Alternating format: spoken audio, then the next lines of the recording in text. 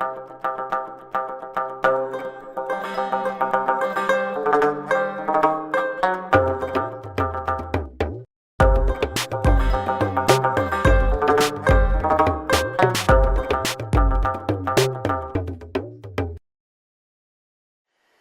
name is Diana. My Muslim name is Maymuna. I'm a mother of 5 children, a grandmother of 8 children. I'm an Australian, born in Australia. I married in Kashmir and lived for 25 years in Kashmir. When I met my husband and we became friends, at first we didn't think of marriage and we didn't think of a relationship. But as time went on and we did decide to marry, I was slightly afraid to start with, and a lot of travellers advised me, against marrying in another country, and it was a bit frightening at first, but something in my heart told me that it was the right thing to do. I did used to miss Australia in the beginning. I missed the ocean very much. I missed my family. Everything in Kashmir is very different in the way of work. There's no modern conveniences, no washing machines, and no modern kitchens, no dishwashers. A lot of the times women wash in the lake or the rivers. It's a very tough life in the winter because there's no proper heating systems.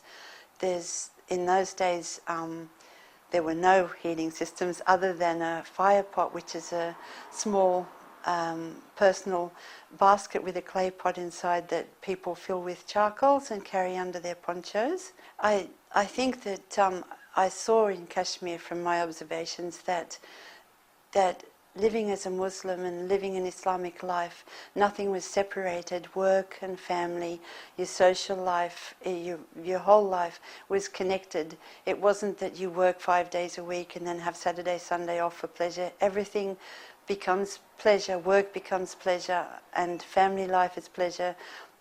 During the years from 1975 to 1989, we ran a guest house and a restaurant.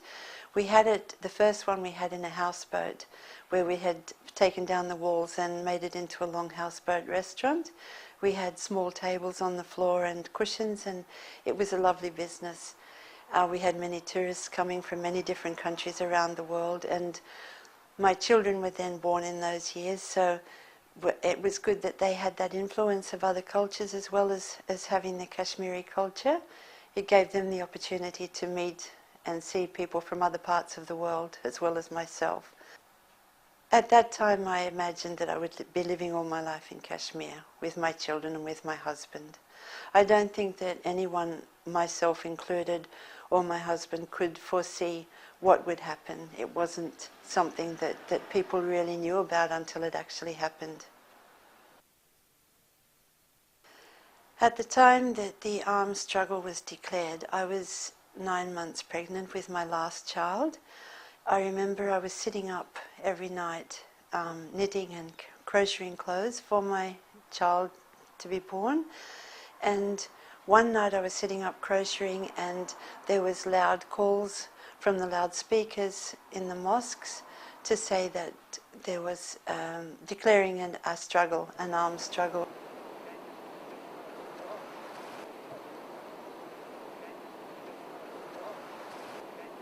The calls continued every night, all night. There was loud shouting and calling to join the cause of independence, and then it became violent, and there was killings on both sides, and as one side, the other side killed, there was more killings and more animosity and hatred between the two sides. As the killings went on, and as people started to go missing, especially a lot of young men have gone missing, a lot of women were widowed, a lot of women lost their sons, their fathers, and as that went on and as the struggle went on, people became very disillusioned, people lost their business, it became, people hated, we started to hate each other, hate the government, hate what was happening, and it was very frightening. And many lives were lost, and many are missing still, who haven't been found. And still, today as well, it's still going on, hasn't stopped.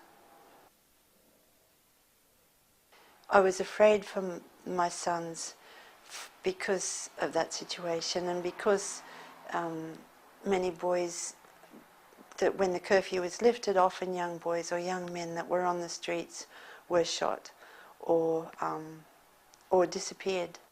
In 1994, we realized that it was too dangerous to keep our children there, and also missing on their education as well, and especially for my two eldest sons.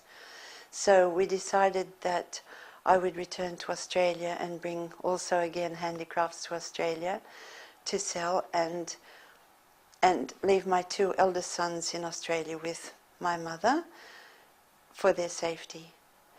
During that time my husband became very ill, so I returned to Kashmir, but I ended up taking one of my sons, the younger son, back with me. It was very difficult when I arrived at the hospital, because I'd travelled with 3 children for 16 hours on the plane, and as well as that too, the day before my flight I had to leave my eldest son in Australia, which was very, very difficult. We'd never been separated as a family before, and that was very emotional and very very hard to deal with, as well as having to then fly to us to India. It was a 16-hour flight, then it was a 24-hour bus journey from Delhi to Srinagar. So I'd been pretty well awake for most of that time, and I'd also been crying for the days before. So at that time I was feeling very emotionally and physically exhausted, and then the shock of seeing my husband in that condition as well was very hard to cope with at the time. It was never officially confirmed. It was suspected that he had cancer, but it was never confirmed because he hadn't had the right tests. I had approached the doctors and said that maybe if I could take him to another hospital outside of Kashmir in India that had better facilities, would it be possible to, would that help? But they said no, that he was already in the last stages, and that probably it would be pointless to try to move him as well.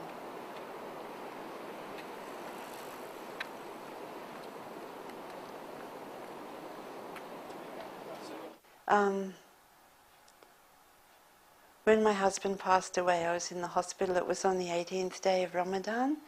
It was about 5 o'clock in the morning, and the night before, my husband had asked my sister-in-law and my nephew and myself to make a cup of tea for all of us to have with him. And in the last couple of days, he hadn't taken anything by mouth. He got us to make a cup of tea, and he got us to bring the cup of tea and sit by him and all have it together, and he got us to make him a cup of tea, which he didn't drink, but in a way I think he knew that he was to leave, and that was his way of bringing us closer to him for the last time. He passed away then that morning at 5 o'clock in the morning, and my first reaction was to collapse and to break down, but I knew that I couldn't do that because I then had to go through all the procedure of burial and the funeral, and my children, who were 4 of them were now with my sister-in-law. So we came back to my house and we brought him back to our house, and all our relatives and neighbours and everybody arrived. My children arrived as well. When my children arrived, I can remember sitting in the middle of them, and they were sitting around me, crying and looking at me, and I can remember crying, but it's when I stopped crying and I thought, I can't stop, I can't give in now. I have to just keep going for the sake of my children, and I have to do what's got to be done and stay strong. After the death of my husband, I stayed in Kashmir for another year with my 4 children. We came to Australia and then we settled in Australia. I put my children in school here. My son returned and lived with us again, and I had all of my 5 children living together with me. I'd never thought about leaving Islam or my faith because it's something that I had found, something that was true in my life that I will always be, and it's the faith that I've brought my children up in as well. So it's something that has given me probably the strength to go through everything that I've been through.